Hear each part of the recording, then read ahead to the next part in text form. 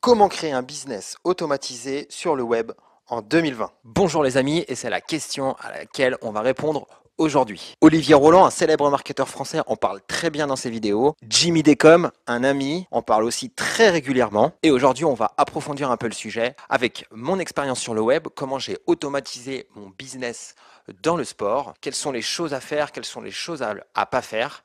Et reste bien jusqu'à la fin parce que je vais te montrer quelques bonus que tu pourras facilement mettre en place dans ton business en ligne. Et dernièrement, si tu n'es pas abonné, pense à cliquer sur le bouton s'abonner, activer la petite cloche des notifications. Et puis si tu as aimé la vidéo, mets-moi un petit pouce, ça fait toujours plaisir. Allez, on y va. Donc, comment automatiser son business et quelles sont les choses à automatiser et quelles sont les choses à ne pas automatiser. Donc déjà, je pense qu'il faut faire la part des choses entre deux choses. Il va y avoir toute une part d'automatisation qu'on peut avoir au niveau de nos réseaux sociaux et d'autre part, il va y avoir des automatisations qu'on peut avoir au niveau de notre business. Donc commençons par les réseaux sociaux, ça va être assez court, on va juste présenter rapidement les choses. À savoir, aujourd'hui, il existe énormément de réseaux. Instagram, Pinterest, Facebook, YouTube, TikTok, Google+, LinkedIn, enfin bref, il en existe plein énormément. Vous pouvez être présent seulement sur un seul, sur 2, 3, 5 et peu importe, on s'en fout. Il existe des outils comme Zapier, comme IFTTT, comme Buffer qui vous permettent en fait en une seule ou peut-être deux publications selon les réseaux si vous avez besoin de mettre davantage de texte, de publier votre publication sur l'ensemble des réseaux. Donc ça c'est intéressant, même très intéressant, quand on souhaite un petit peu automatiser ses publications quotidiennes. Mais ça, c'est pas le but de la vidéo. Aujourd'hui, le but de la vidéo, c'est comment automatiser donc son business. Et je vais le mettre en relation avec notre business dans le sport. Pour commencer, Olivier Roland parle d'une armée d'esclaves qui travaillent pour nous. Aujourd'hui, quand on lance un business sur Internet, quand on produit du contenu sur Internet, on a une armée d'esclaves qui travaillent pour nous.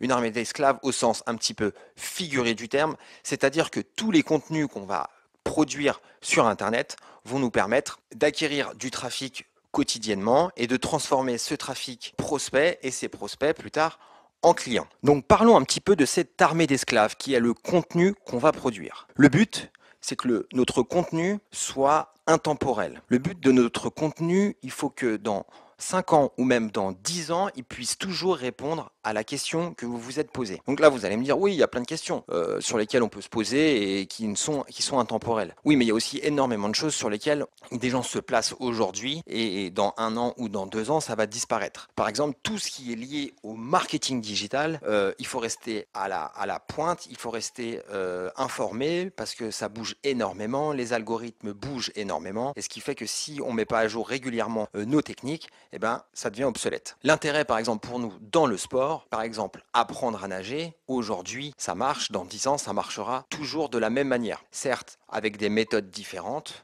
mais ça marchera toujours de la même manière. Quand on souhaite se lancer sur un business qu'on va automatiser, le plus important est de se placer sur une thématique qui nous permet de produire du contenu qui sera donc intemporel, qui sera evergreen. Tu as ta thématique, tu sais vers quoi tu vas t'orienter et maintenant il va falloir produire du contenu. Donc pour ça, il existe ta connaissance personnelle, il existe des livres, il existe un site internet qui va te permettre de t'orienter sur les choix des thématiques. Ça s'appelle Answer the Public. Je mettrai un lien en description. Donc tu vas sur ce site, tu mets donc des recherches sur la francophonie, tout ce qui va être la France, et tu tapes la question ou ta requête ou ta thématique, et il va te poser un ensemble de questions que tu vas devoir traiter. Bon, maintenant, toutes les informations que Answer the Public va nous donner, il va falloir les recouper. Il va falloir trouver des angles d'attaque pour générer du trafic. Pour ça, c'est assez simple.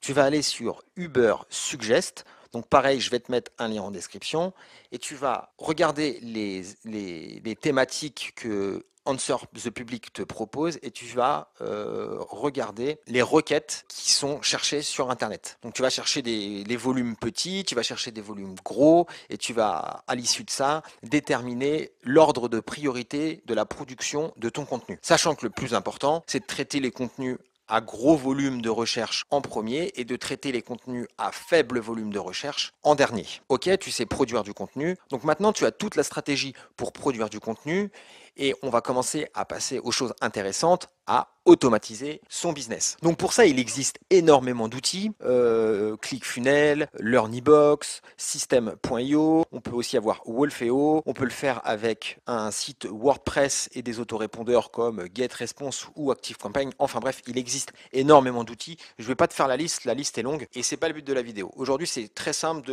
en quelques recherches Google, de trouver quel outil te permet de faire des automatisations. Moi, personnellement, j'utilise System.io pour mon business dans le sport, mais c'est juste un choix personnel. Après, c'est toi qui feras ton choix. Donc maintenant qu'on a du contenu et que notre contenu attire du trafic, il va falloir transformer ce trafic en prospect. Qu'est-ce que ça veut dire? Ça veut dire qu'il va falloir récupérer l'adresse email. Pour ça, c'est assez simple. Généralement, on va donner un cadeau. Donc un cadeau, ça peut être sous forme d'un livre, ça peut être sous forme d'une vidéo, d'une conférence, ça peut être un simple PDF avec quelques astuces, ça peut être des recettes de cuisine, ça peut être énormément de choses. La force d'un business en ligne, c'est que une fois que tu as récupéré donc cette adresse email, tu vas pouvoir la travailler en automatique. Donc tu vas envoyer une série de mails qui va permettre de faire la promotion de ton contenu, qui va permettre de faire la promotion de tes produits. Et donc de transformer la personne qui a vu cette vidéo sur YouTube ou qui a vu cet article de blog en une personne qui est un prospect et en une personne qui est un client de tes formations.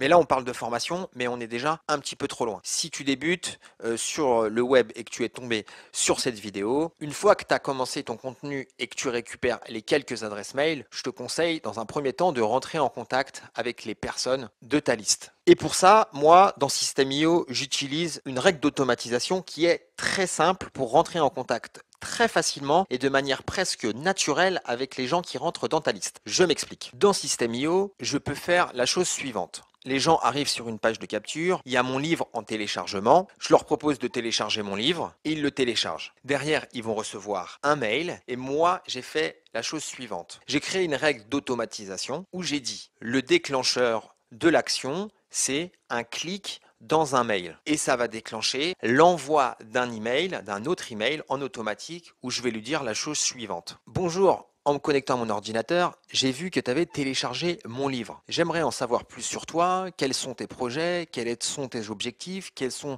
peut-être tes problèmes. Bon, si tu as quelques minutes, réponds à ce mail et je me ferai un plaisir de te lire et de te répondre. Donc la personne a eu l'illusion que tu as écrit un mail authentique et donc elle a obtenu une réponse, enfin elle a obtenu, on va dire, que tu as noué contact avec elle de manière naturelle et généralement tu as énormément de réponses. Et là, c'est une première voie d'entrée pour commencer à discuter avec ton audience. Donc qu'est-ce que ça va te permettre? Ça va te permettre dans un premier temps de relever les problèmes de ton audience. Tu vas rentrer en contact avec eux, tu vas pouvoir discuter et ils vont pouvoir se confesser entre guillemets des problèmes qu'ils ont. Ça, c'est de l'or. Donc il suffit que tu centralises tout ça dans un fichier, que tu traites l'information et une fois que tu auras acquis suffisamment de mails, tu auras vu peut-être un problème récurrent qui revient de manière régulière et à ce moment-là, tu pourras peut-être proposer un produit qui résout ce problème. Automatiser un business, ça demande du temps, ça demande de la pratique, ça demande de l'adaptation parce qu'on ne va pas automatiser son business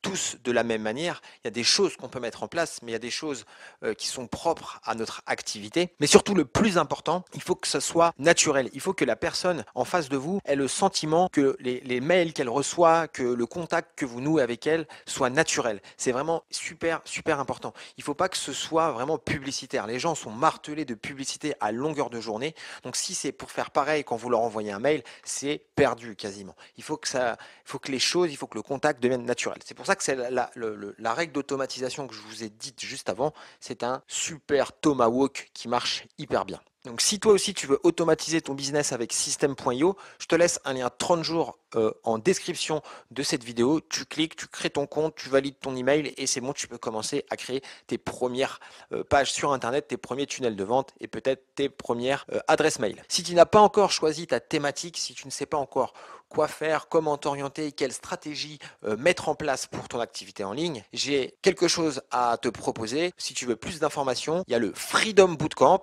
qui est encore toujours disponible. Donc je t'ai mis un lien en description de cette vidéo. Qu'est-ce que c'est le Freedom Bootcamp? C'est un challenge de 30 jours qui va te permettre de créer ton business en partant de rien du tout, mais pas un business où tu vas devenir riche en 30 jours. C'est absolument pas ça. C'est un business vraiment stable. Tu vas mettre en place un business qui est en rapport avec tes valeurs, qui est en rapport avec sans doute tes premières idées. Et ce challenge va te permettre de mettre des bases solides en l'espace de 30 jours. Donc si tu es intéressé par le Freedom Bootcamp de Léo Castel et de Damien Menu, je te laisse un lien en description de cette vidéo. C'est juste de l'information, tu cliques, tu prends les informations et ensuite c'est toi qui vois. Donc cette vidéo touche à sa fin. Si tu as des questions sur les règles d'automatisation sur System.io, parce que je connais très bien ce logiciel, n'hésite pas à me contacter en commentaire de cette vidéo ou sur Facebook, Nicolas ou Yanis Web Contractor. Tu peux nous trouver très facilement. Moi, je te dis à la prochaine. Je te souhaite une bonne fin de journée. Ciao! Si tu veux regarder la playlist pour les coachs sportifs, il te suffit de cliquer juste là. Et si tu veux avoir des backlinks de qualité pour ton site internet, je te conseille de cliquer juste ici.